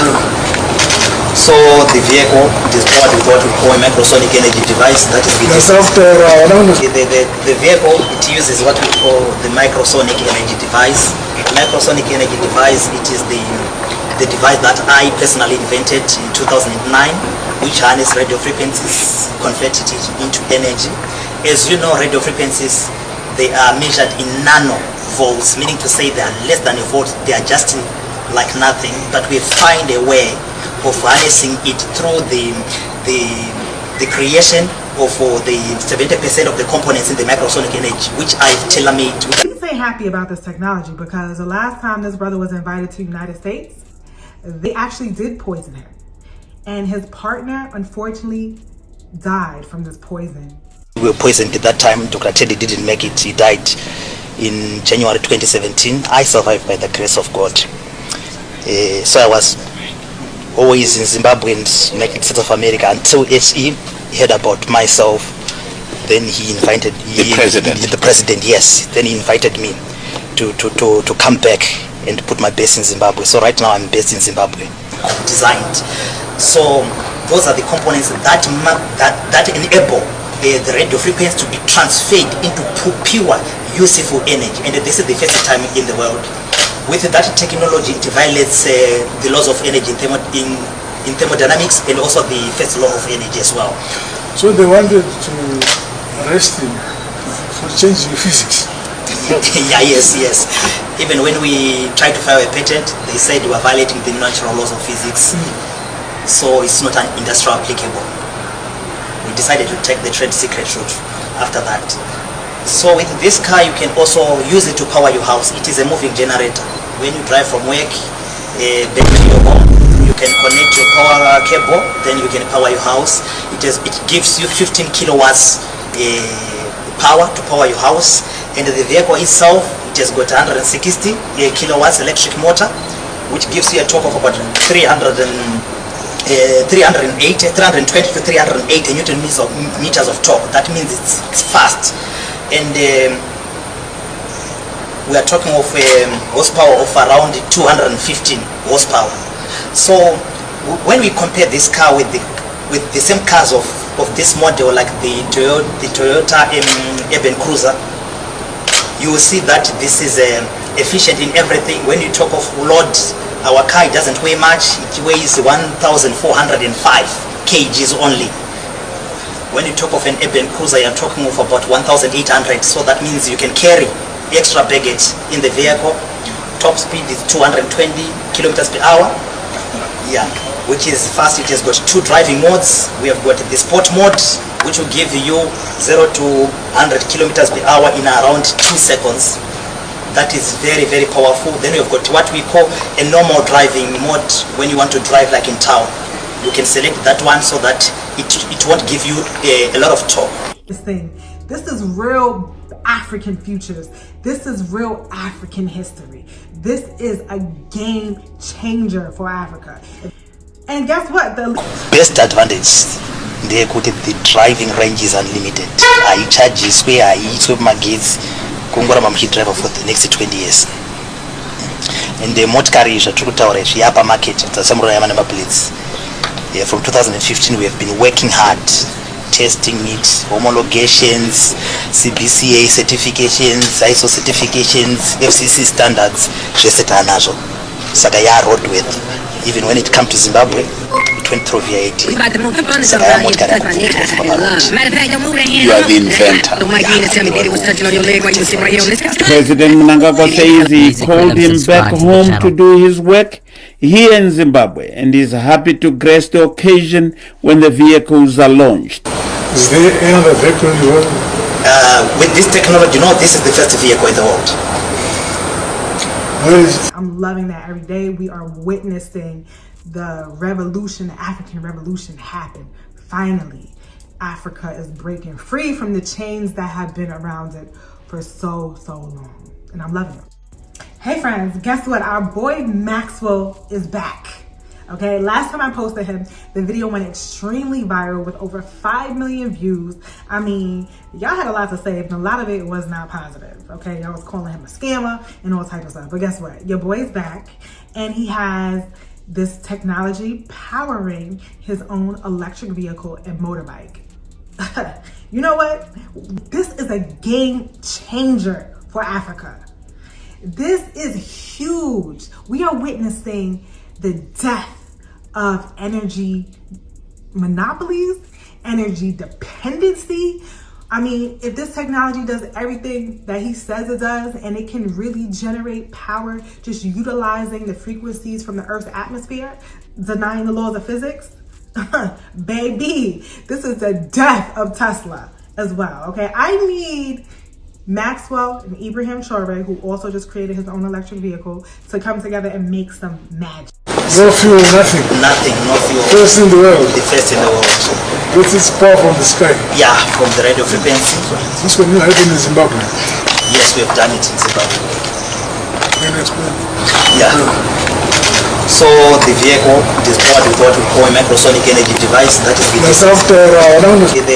vehicle, it uses what we call the microsonic energy device. The microsonic energy device, it is the device that I personally invented in 2009, which harness radio frequencies, converted it into energy. As you know, radio frequencies, they are measured in nanovolts, meaning to say they are less than a volt. They are just like nothing, but we find a way of harnessing it through the creation of the 70% of the components in the microsonic energy, which I've tailor-made. He's ain't happy about this technology because the last time this brother was invited to the United States, they actually did poison him. And his partner, unfortunately, died from this poison. We were poisoned at that time. Dr. Teddy didn't make it. He died in January 2017. I survived by the grace of God. So I was always in Zimbabwe and United States of America until HE heard about myself. Then he invited the president, yes. Then he invited me to come back and put my base in Zimbabwe. So right now I'm based in Zimbabwe. Designed. So those are the components that enable the radio frequency to be transferred into pure, useful energy. And this is the first time in the world. With that technology, it violates the laws of energy in thermodynamics and also the first law of energy as well. So they wanted to arrest him for changing physics. Yeah, yes. Even when we tried to file a patent, they said we were violating the natural laws of physics. So it's not an industrial applicable. We decided to take the trade secret route after that. So with this car, you can also use it to power your house. It is a moving generator. When you drive from work back to your home, you can connect your power cable, then you can power your house. It gives you 15 kilowatts power to power your house. And the vehicle itself, it has got 160 kilowatts electric motor, which gives you a torque of about 320 to 380 Newton meters of torque. That means it's fast. And we are talking of horsepower of around 215 horsepower. So when we compare this car with the same cars of this model, like the Toyota Urban Cruiser, you will see that this is efficient in everything. When you talk of load, our car doesn't weigh much. It weighs 1,405 kgs only. When you talk of an urban cruiser, you're talking of about 1,800. So that means you can carry extra baggage in the vehicle. Top speed is 220 kilometers per hour. Yeah, which is fast. It has got 2 driving modes. We have got the sport mode, which will give you 0 to 100 kilometers per hour in around 2 seconds. That is very, very powerful. Then we've got what we call a normal driving mode when you want to drive like in town. You can select that one so that it won't give you a lot of torque. This is real African futures. This is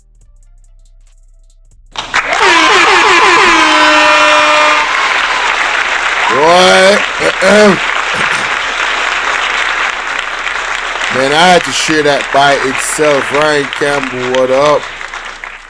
Sassy D, good morning. I had to share that by itself. Donovan, Corey, salute. Antoinette Fairweather. Man, listen, y'all gotta storm up the comment section on that one, man. I ain't got much to say. Now,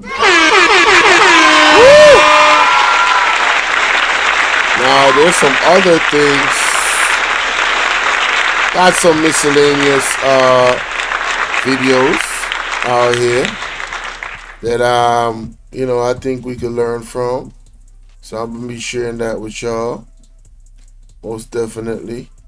Where do we start? Let's start here. This is wild. This one. Ooh, this is wild. It's like listening to a Jamaican talking about Jamaica that is in media. Listen to this. Our leaders are low-life scum that screw little girls so the Jews can screw America. That's what's happening in this country. I just said it. That's what's going on in this country. And our FBI is corrupt. The Supreme Court is corrupt. The Justice Department is corrupt. The news media is corrupt. The whole country is corrupt. Because we've walked away from Almighty God and we've allowed Kabbalah practicing Jews to defile the nation. Put that video out. Go ahead and clip this video and send it out. I dare you. You won't do it because you're scared that the truth may get out to the American people. I'm had it up to here with the corruption in this country. Little children being raped for the benefit of Israel. That's all it's about, Doc. Little American children being raped for the benefit of Israel. American politicians raping little American girls to be videotaped by Israeli Mossad so that Israel can blackmail American politicians. Wow. That's the state of America today. Whoa. God ought to destroy this country for what we've become. Wow. Man, listen, that is all allegations. I don't know what that man talking about, but yeah, he said it with some conviction. Listen to this. If you get time, watch this. This is the absolute truth. I did 1,200 abortions, first and second trimester. One was for rape, 2 were for incest, about 9 or 10 were for genetic defects like trisomy 21, and all the rest of them were healthy moms and healthy kids. People believe what they want to believe, and they don't want to believe that, but that is the truth. I killed 1,200 kids. How can you make up for even one of them? I can't. So now I do everything I can to save as many as I can. If you get time. Man, that is... Boy, talk about having some perspective. Let's get to the next clip. Sheesh, listen to this. Nah, that's music. I can't play that. Is that he was at the house one night and we were talking and he started laughing. He said, "Aaron, what do you think women's liberation was about?" And I said, I'm pretty conventional thinking about it at that point. I said, I think it's about women having the right to work, getting equal pay with men, just like they won the right to vote, you know? And he started to laugh. He said, "You're an idiot." And I said, "Why am I an idiot?" He said, let me tell you what that was about. We, the Rockefellers, funded that. We funded Women's Lib, you know? And we're the ones who got all over the newspapers and television, the Rockefeller Foundation. He says, and you want to know why? He says, there were 2 primary reasons. And they were, one reason was we couldn't tax half the population before Women's Lib. And the second reason was, now we get the kids in school at an early age. We can indoctrinate the kids how to think. It breaks up the family. The kids start looking at the state as the family, as the school, as the officials, as their family, not as the parents teaching them.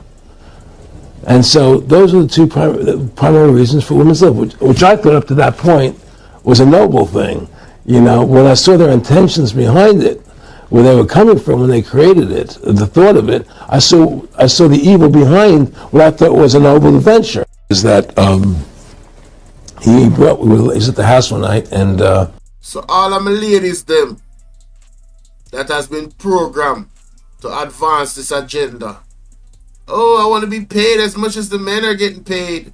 Oh, it's women rights and women liberation. Y'all was tricked by the devil. You heard what that man said? Man, listen, boy. Man, let me play that back. You were talking, and he started laughing. He said, Aaron, what do you think women's liberation was about? And I said, I had pretty conventional thinking about it at that point. I said, I think it's about women having the right to work, getting equal pay with men, just like they won the right to vote, you know? And he started to laugh. He said, you're an idiot. And I said, why am I an idiot? He said, let me tell you what that was about. We, the Rockefellers, funded that.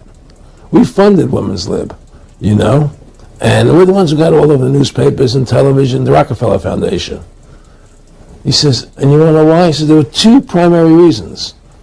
And one reason was we couldn't tax half the population before women's lib. And the second reason was... So ladies, you were put on the treadmill to take your money. They wanted more tax dollars. And second, now they could do what? Now we get the kids in school at an early age. So now they could get the kids in school at an early age when they are most impressionable, so they could teach them all the dark things the devil wants to teach them. Y'all better wake the hell up. Y'all better wake the hell up, man. I've been trying to talk to these ladies, man.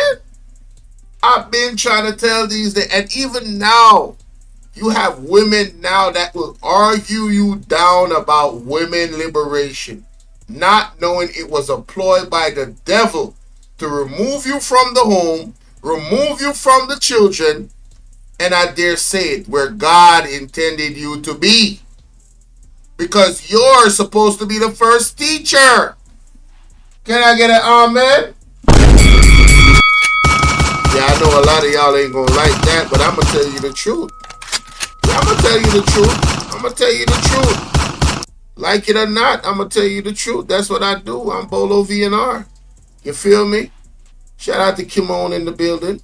I don't see nobody typing. I guess, yeah, that one kind of have people speechless. Those ones had people speechless, huh? Or you guys just have work. I'm going to leave it at that. I ain't going to poke the bear, but let that marinate. Watch that a couple times. Listen to that a couple times. You know what? I'm going to drop the link to that video in the group. Hey, guys, I'm going to drop the link to that video in the group. Yeah, I'm going to release it and I'm going to drop it in the group. I'm not even going to premiere it. I'm just going to send it out because, yeah, y'all really need to pay attention, man. Hey, thank you, Kimon. As a woman, for you to be preaching that, God bless your soul. All right? Because... see, it was, you know, it's so sad. Norma, how you doing? Good morning to you. It's so sad, man, that, and you know, let me know what y'all think in the comment section, but, you know, it's so sad, and I'm going to get off after this because I'm tired and I got to go sleep and I got a lot of work to do. Yeah, today's a busy day. This weekend is a busy weekend. I'm moving in a couple of days. So, yeah, it's a lot of up and down. But I'm trying my best to make sure that I stay abreast with what is going on and the content. So that's why you see me going live so early and doing my thing. And I hope that you guys make this video go viral. Shoot, you know, a lot of stuff was discussed here. I was brought up in that system that work 100% and give a perfect balance in the house, in the world. Exactly. This is what God intended. God intended for those kids to be protected by that woman in the household while the man go out and go dig for that bread, right? So he could take care of his family, right? And they did a lot of things to disrupt that.